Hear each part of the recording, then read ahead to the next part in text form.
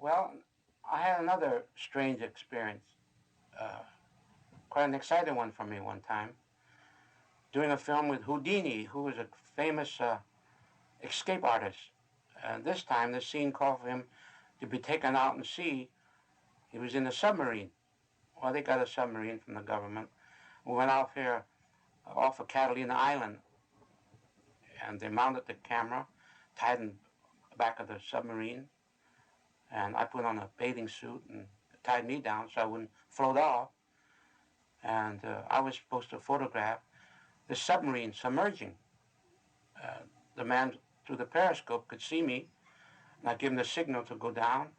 And when he knew the water would come up to about my chest, he would stop and rise and come on up. Well, I guess submarines, you just can't control them by inches or foot, you know. So we went out there, and it was rocking, and I was hanging on, and I'm cranking away, and I could see this submarine going down, you know, going down. Finally, I felt water coming up, coming up to my waist. I kept going, and I said, well, he's going to stop pretty soon. I kept cranking, and finally the water came at my chest, and I said, well, when's he going to stop? I'm saying to myself. And suddenly, I see nothing but green, blue water or something. And I kept cranking, and I don't know when I stopped, but I passed out. So when they had me on a raft, they had a raft there that had equipment and first aid stuff and these pull motors or whatever you call them. And when I woke up, they had this thing over my mouth and they were going pumping water out of me. And I looked up, and there's the director standing over me, and he said, Jimmy, Jimmy, Jimmy. He said, what are we going to do? What are we going to do? The film is all wet.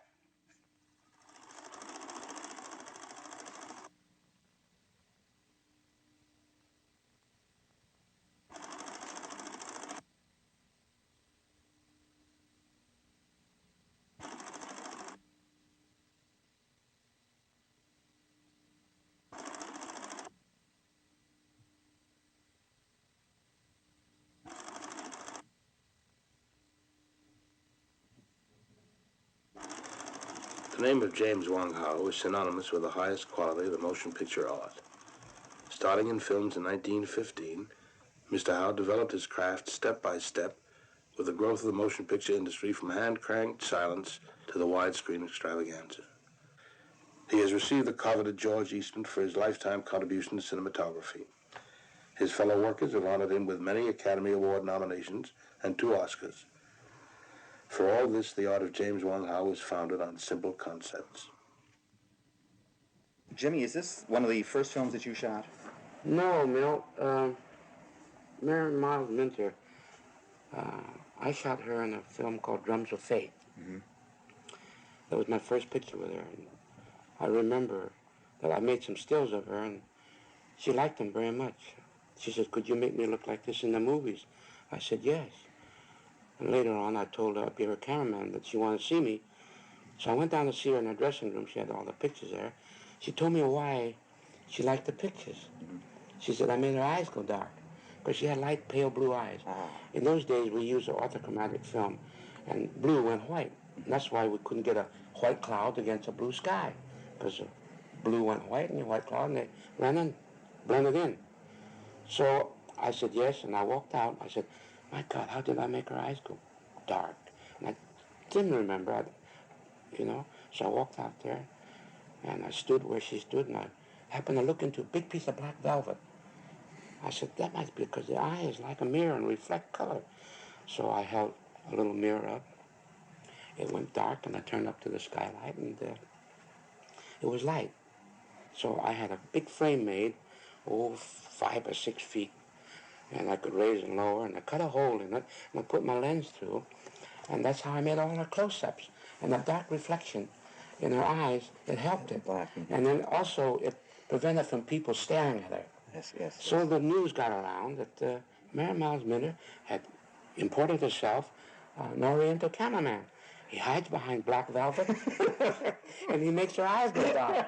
Well, I became a genius.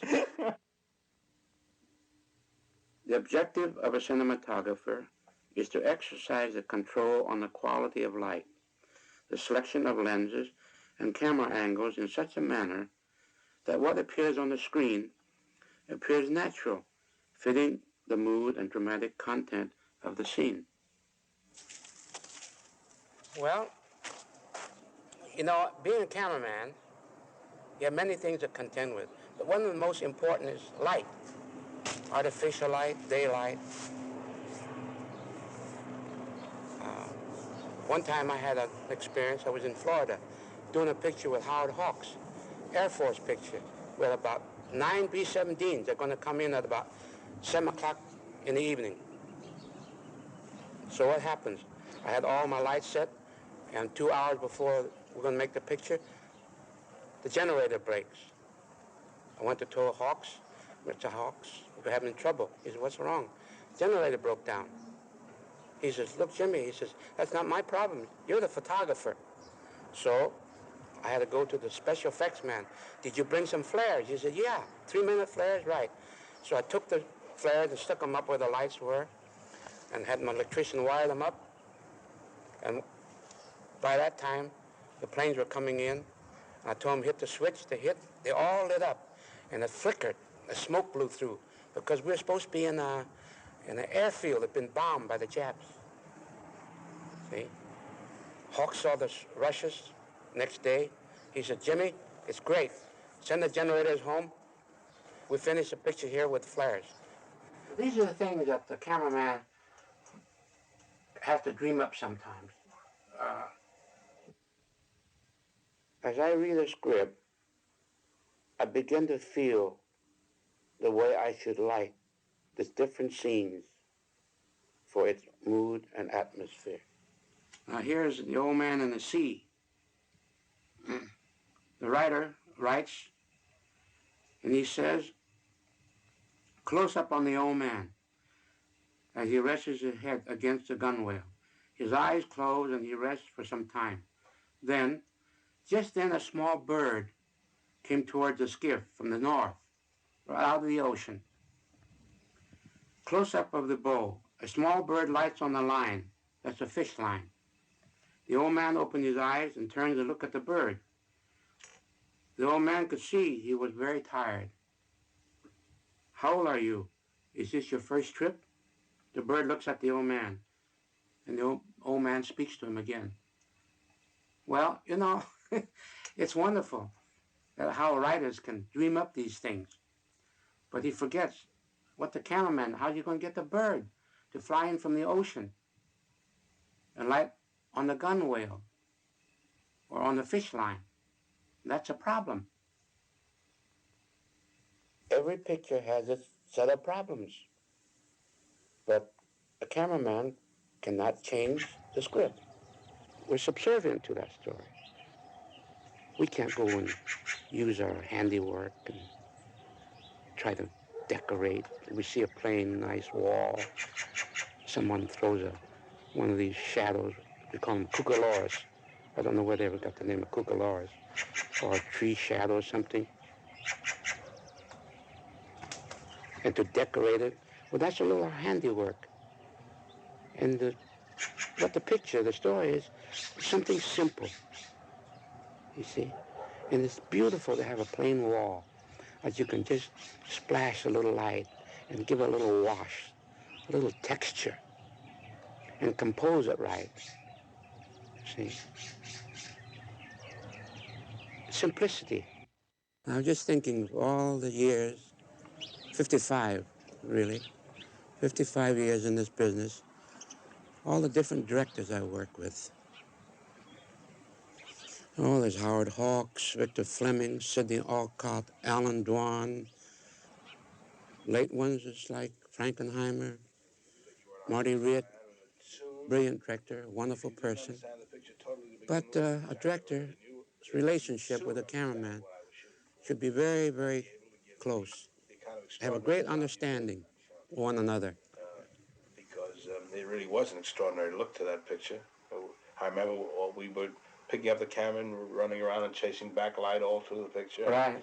We got it, and then all the other films that we did together, I knew that you would understand what I was about and what I meant. Mm-hmm. And even when I wasn't able to articulate it as clearly or as completely as I should have liked to, I knew that you would understand and sweat it out with me and make it possible for me to get what I wanted. Then the relationship between the cameraman and the director working is not only his work, but there must be personalities too. But more important than that is the fact that the cameraman somehow, whether he's able to articulate it or not, understands what the man telling the story is about and knows the values that he wants and helps them get those values. Mm-hmm. Now, the first reel of the Molly Maguires was a perfect example. I wanted very much to get a sense of people living in the earth, in the bowels of the earth, away from light, away from home, what that kind of privation meant to those people. And you gave it to me. In all cases, in kind of creating a mood in the scene, after rehearsing, and you see the rehearsal, you sense very, very deeply what's going on with the actors. That's what I get. Yes. When you're rehearsing, Marty, when I watch you, it gives me something for my lighting to create. And then I see that happen in the change in the light right away. And then the actors feel the quality of the light. The actors know what the director intended by that point. And all of it comes together to give you a kind of atmosphere which makes the whole experience satisfactory. Any film of quality, if you observe, will be a series of atmospheres, a series of moods from one scene to another. This is a scene from a film I made in 1928 called Transatlantic. It was one of my first sound pictures. I used a deep focus for the first time. And by using deep focus, I mean I used wide-angle lenses. It was a 25 millimeter. Also, I use low-key lighting.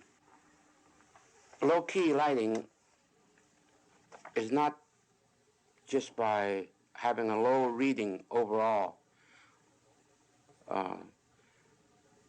Low-key really is having a distribution of highlight and dark shadows.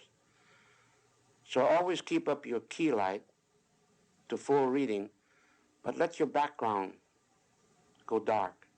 So the area of the picture will create the mood that you want. The faces are up, but the background area is rather down in deep shadows. So far we've been talking about the theory of lighting. Now here's a set. It's lit, but it hasn't any mood. So when I first come on a set, I look to see where my source of light can come from, such as a window, or later on we may have a lamp. So let's turn off the lights and see what we can do. I generally start lighting the outdoors first. So let's light the skylight. Now let's hit the light for the tree. That's it. Now can you give me a little more light? Throw shadows on the roof, the leaves.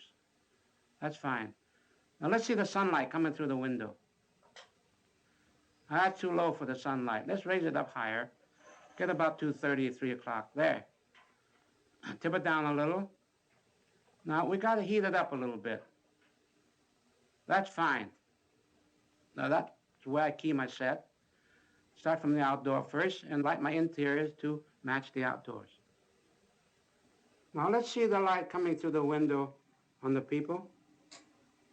That's fine. Now that's a light coming through the window. That's a source.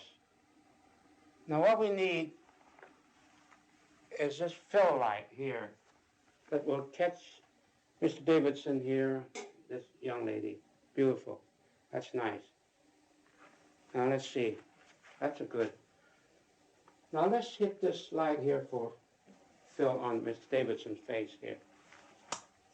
That's it. That's good. Now what we need is the spotlight up there for a little light on the hair to bring the texture of the hair out. There, that's fine. That's good. Now the walls, we need a little fill. Let's light this fill light here. That's good. Now, we need something to kind of fill it in here a little. Maybe we can use that top one. That's good. That looks quite nice, quite normal.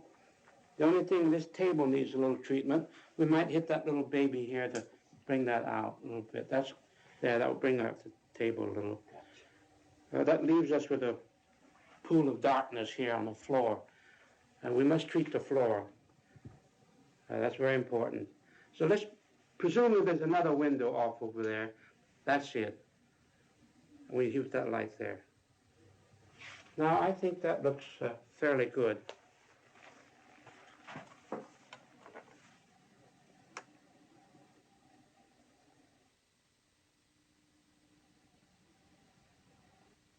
Now we're going to light the same scene for sunset. Now light the outside. That's it. Now let's kick the light on coming through them, sunset. That's it. Now the sunlight, sunset light coming through the window. Put the gel on, drop it down. Drop it down, sunset. There, that's fine. Now we gotta warm it up a little more. Let's put another gel on there. That's it. Now let me see this little baby fill light on, Mr. Davidson. That's good. I'll need this fill light here. That's very good there. Now, let's see, we need a little more treatment on that table. Let's light the little table lamp there. Now, put a gel in there, warm it up. That's fine. Now, that floor, we should have a little sunlight, sunset streak come across. Good. Now, the only thing that we need now is to bring our hair out a little bit. So let's have that little baby up there. That's fine. Now, you see, most of the sunset effect is coming from the window. The sun can be only setting from that side. Now, I don't put gels in these front lights because I got to keep this side normal. The fill lights here on this side are no gels. So now we have our sunset effect. But the only thing is, there's a deep shadow right in there. See? Now what we have to do is to move this light around. So you see that shadow. Go around a little more. There. Now that should clean it out a little bit more. I think it looks better that way. Now we had a shot in daylight, sunset, and we're going to one night with just a table lamp. You notice we have a little quartz peanut bulb hidden behind. It's a 250-watt peanut bulb. Let's light that bulb and see. There, that represents the light coming from the lamp. And we kill all these other lights. Now the table needs a little fill in here. So let's light this fill light here. Give it a little fill. Yeah, that helps it. Now the only thing that's lacking is a little soft light on the hair. Probably we could use that again. Now the outdoor, since the sky is lit, we have a little detail we should have in the building there, right here by the roof. There, that's good. Now I think we have a nice shot of two people in a room lit by one table lamp. You notice that the highlight or the key light is coming from left to camera. It gives a nice effect of one source lighting, which is very simple lighting, as it should be. The most important thing to remember, really, is to make the light to create the effect and the mood that you want it to create. These moods are mostly dictated not by yourself, the way you want to light, the kind of mood, but it's mostly dictated by the scene and the story and the actors, the way they move. Now, I could go ahead and light a scene my way, and You might like the same scene in your way. Now, if we both do the scene and light it well, and it's good, it doesn't matter how we do it, how we approach it. Because we know the technique so well. We've gone through these things. Experience. I think that's what is very important. Experience. It's also to know what not to do. And my God, in my 55 years, I made enough mistakes to know what not to do. And I still make the mistakes because we're always trying. Huh? Try this, try that, experimenting. But you take a picture that costs 10 or 15 million dollars, you got to have a lot of courage to do a little experimenting because you stick your neck out. If you stick it out too far, somebody lop it off. See? You know what I mean? You know, I've always felt that it is not how many things you do well that marks the development of an artist, but how deeply and how completely he's able to do what he knows.